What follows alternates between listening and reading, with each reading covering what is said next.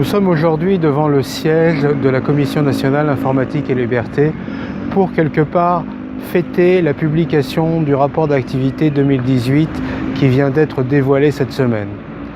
Une communication soignée et qui donne l'occasion à la nouvelle présidente de la CNIL, Marie-Laure Denis, de communiquer sur son plan d'action pour l'année 2019.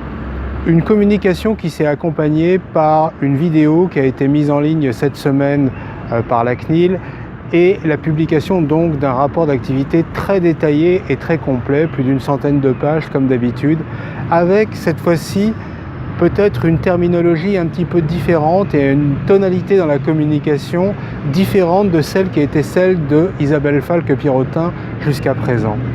La preuve en est, et j'ai voulu vous le montrer, cet article qui est paru dans Le Monde cette semaine. Un an après le RGPD, c'est la fin de la tolérance.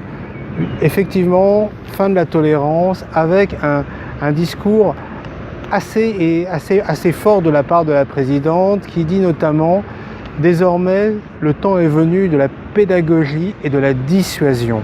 Et en ce qui concerne les contrôles, il nous faut avoir une politique de contrôle et de sanctions, le cas échéant, si c'est nécessaire, efficace. Il y va de la crédibilité du RGPD.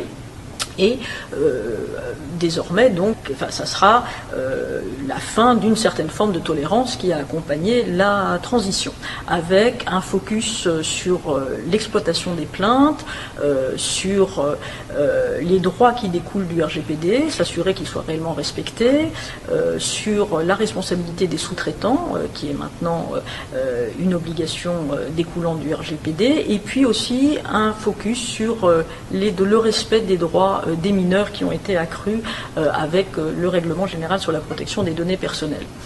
Une deuxième priorité, c'est d'accroître encore l'expertise de la CNIL dans les usages du numérique pour avoir une régulation au plus près du quotidien des usages, avec en particulier un approfondissement de nos études sur les assistants vocaux et également sur le cloud où plus de la moitié des entreprises stockent des données stratégiques. Enfin, naturellement, la CNIL souhaite rester un acteur prépondérant dans la diplomatie des données personnelles, tant en Europe que sur le plan international. Le monde change. À bientôt.